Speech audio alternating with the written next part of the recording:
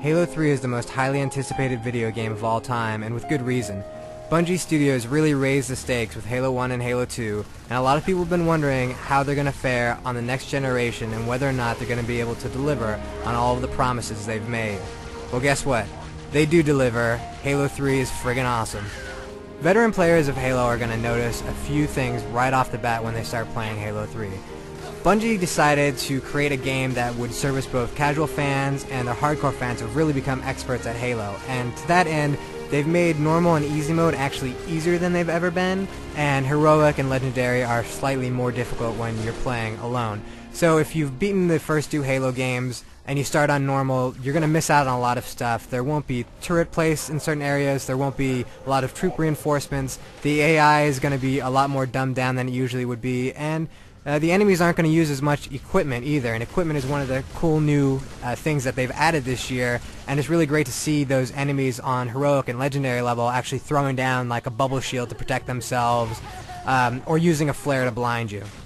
As you know, Master Chief is pretty proficient with beating the crap out of people with his fist, but really he's a lot better with a gun, and while we still have a lot of the old favorites coming back, there are a few cool weapons that have been added. We've got the Spartan Laser, which basically zooms in and fires this laser that destroys anything, vehicles, whatever it hits. You've got a flamethrower. Yes, finally Halo has a flamethrower, and it's got a really cool looking effect, and guys will actually catch on fire. There are also a couple of new grenades that you'll get to fool around with. There's a spike grenade, which can stick anywhere, and then it shoots out spikes everywhere, does a lot of damage. Dual wielding, which was added for Halo 2, is back again in Halo 3, but it's a lot less prominent, and that's because the battle rifle is actually the most efficient weapon in the game, and that's of course something that you can't dual wield. One of the other big improvements is actually to the energy swords, which in Halo 2 the whole idea was just to lock onto a guy and you just instant kill. Well, now there's a little bit more depth to it, where if two guys swing their swords at the same time, they'll actually clash swords and both be stunned for a moment. So you get into these battles where guys are just hitting swords again and again trying to get at each other, and it almost becomes elegant. It's like swashbuckling in the Halo universe. Now the Spartan Laser, flamethrower, fire bombs, those are all going to be cool, but the weapon that's really going to catch on and grab your attention is going to be the gravity hammer.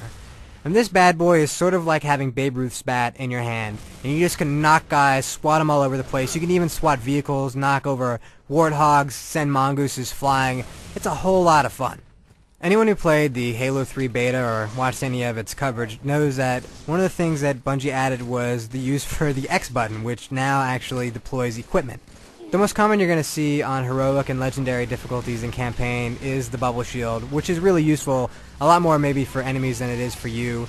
You're also going to see deployable cover, which is, you know, the standard cover that we've seen the Covenant use since Halo 1, but now you can actually choose where to set it up. You're likely not going to use the equipment very much in the single-player campaign, but you're going to need it a lot in the multiplayer. In fact, the equipment seems built for the multiplayer game and adds quite a lot to the experience.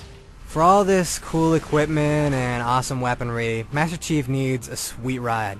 All your old favorites are back, but the cool new addition is the Brute Chopper. And you're going to love the Brute Chopper because this thing tears everything else up. It's probably the best vehicle in the entire game. The real meat of Halo 3 is the multiplayer. In fact, the campaign is sort of a side attraction compared to the depth that you're going to get playing with other people online. So there are 11 maps this time in Halo 3. And they're all actually pretty good. There's Sandtrap, which is this really cool big open desert map where you're actually going to get to ride in these elephants, which are just giant troop carriers. There's Isolation, which is a nice two-tone map where on the top it's all grassy and serene, and down below it's gritty and dirty tunnels with these bunkers that have these little gun slots that if you're really talented you can throw a grenade through.